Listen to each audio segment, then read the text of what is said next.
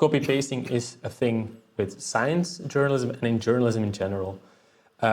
And I don't want to point the finger at journalists here. I completely understand it. Like you also mentioned that if you don't have the expertise, if you don't have the resources, then it's hard to like really go into the meat of it all. Like calling 3 different experts, reading the actual scientific paper. Yeah, it's almost impossible to do if you have to write, let's say, 5 news articles a day. You don't have the time for that, and you have more and more freelance work.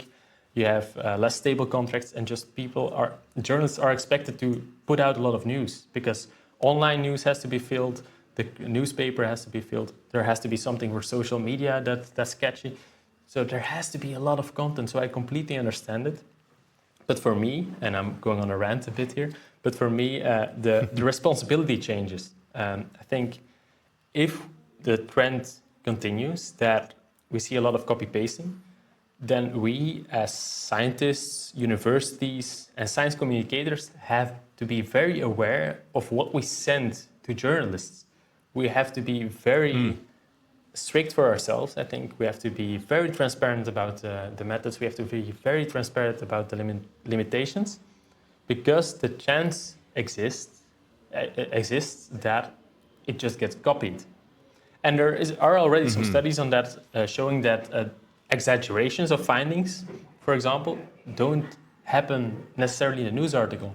They started in a press release. So if you have an exaggeration in the press release, the chance is higher that it's in the news article. So we as communicators have to be very responsible.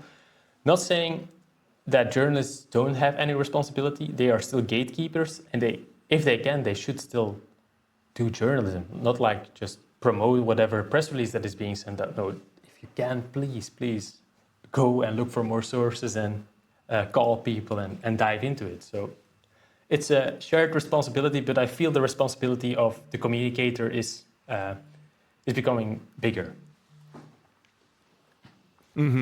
Yeah, that's an interesting point, and I think it makes sense. And again, I can see the tension for the people that work in the press office for a university, because their goal, and they're probably, well, I'd say they're more likely to have some science training than a journalist.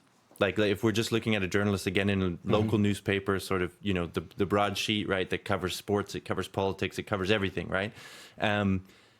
Whereas a press officer in a university, this is just my intuition, more likely has come from a master's program of some kind in communication, or maybe even some sciences.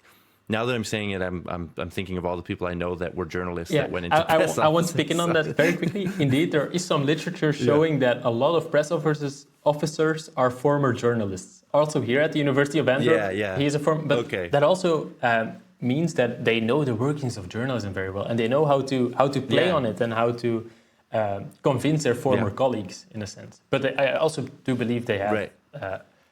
I also think your scientific background just increases, or a bit more about science just by being here and having a lot of scientists talk to you as well. So I think.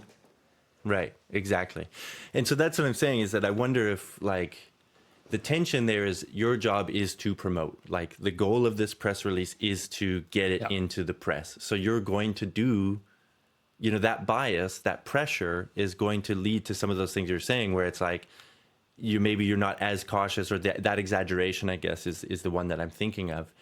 But it's, your point, I think, is a good one, that it's like for the entire, scientific practice, it would be best if that's how people treated it. We're a bit more cautious, and we're developing the press releases in that way, so that nuanced, balanced, trustworthy, accurate portrayal of science is what goes out then to the public. And then you don't have those those areas where mistrusts can form, and wow, they said this, but it actually, we haven't seen the cure yet, and they keep saying there's going to be a cure in 10 years, and it never happens, and all of that kind of stuff.